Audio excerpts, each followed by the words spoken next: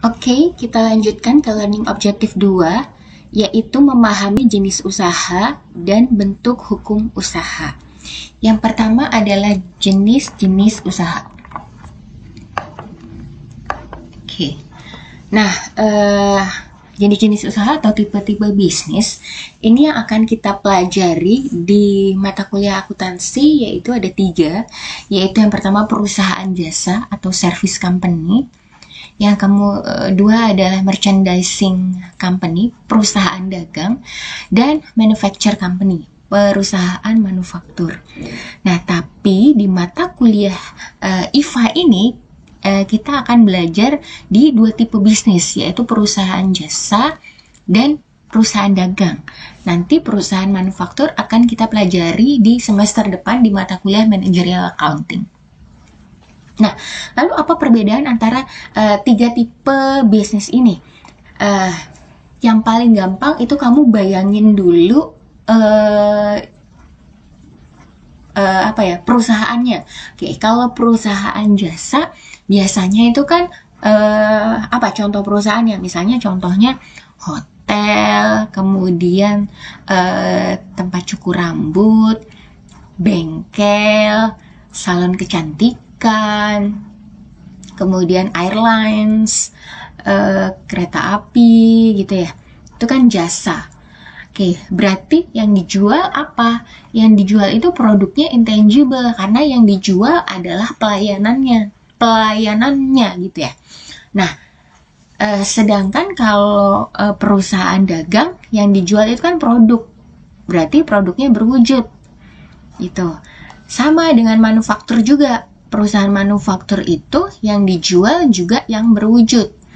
Nah, bedanya apa nanti perusahaan dagang sama perusahaan manufaktur?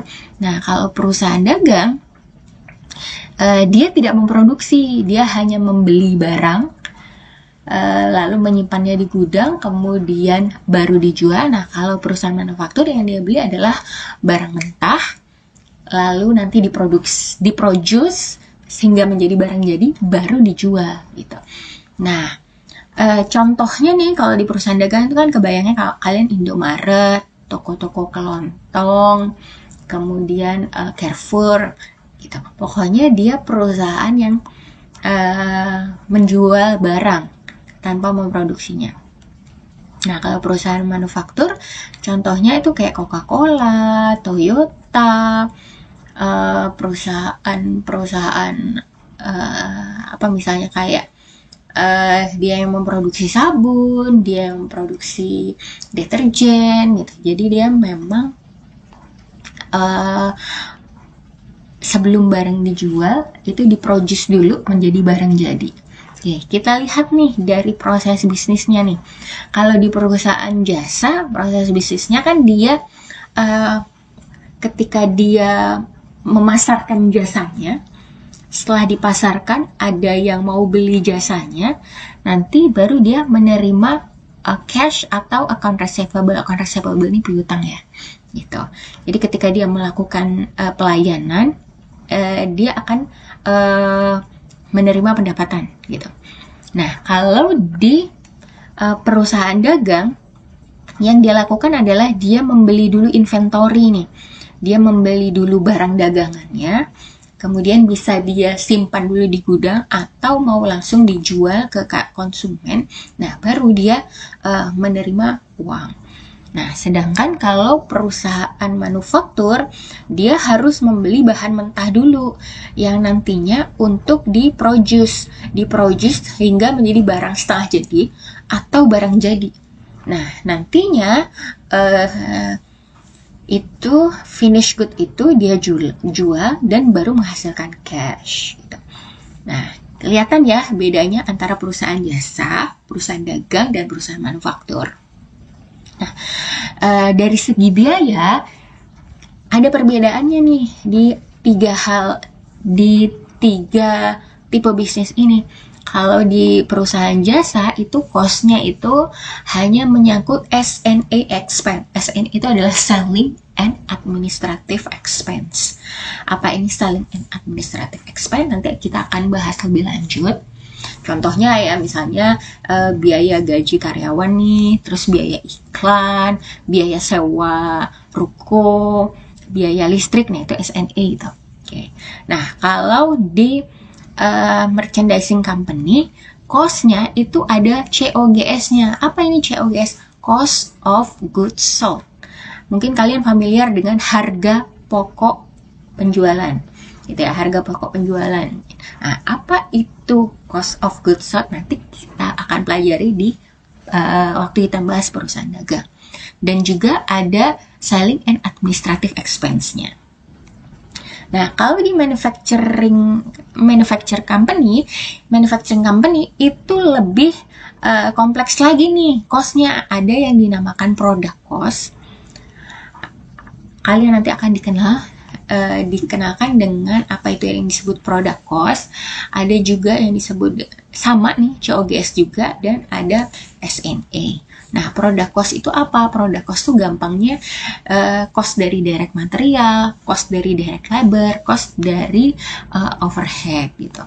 Nah, nanti ini direct material, direct labor, sama overhead.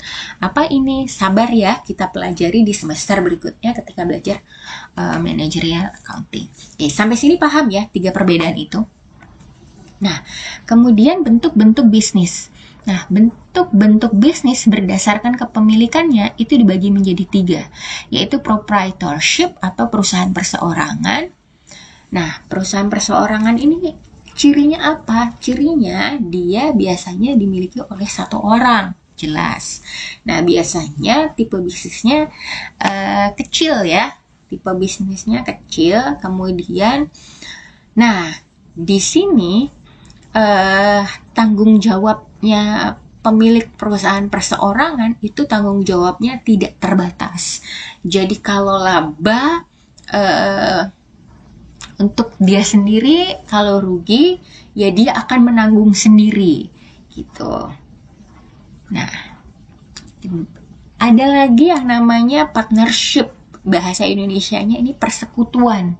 Nah, persekutuan itu biasanya didirikan oleh setidaknya 2 orang gitu.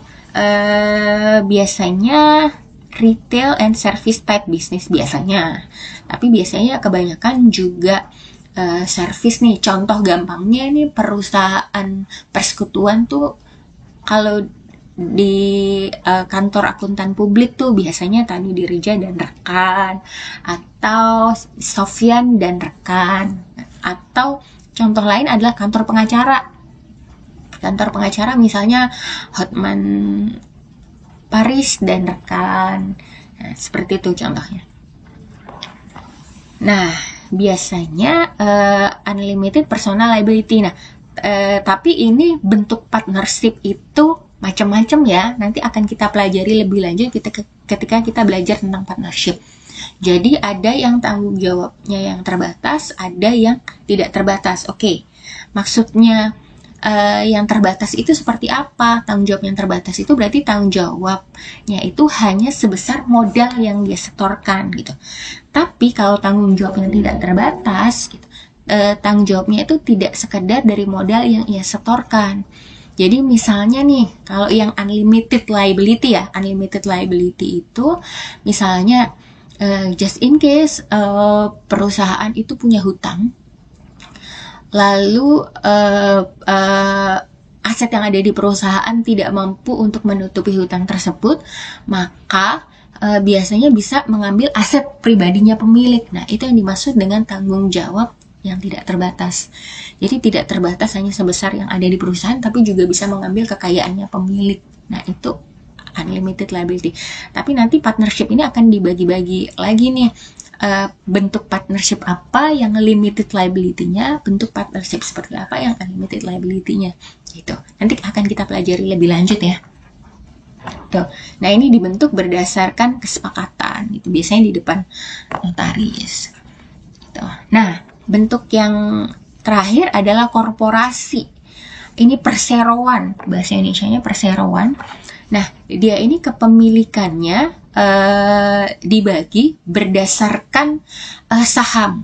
Jadi berapa saham yang dia miliki itu mencerminkan berapa kepemilikannya. Nah, biasanya dia itu di bawah undang-undang korporasi dan kewajibannya itu terbatas.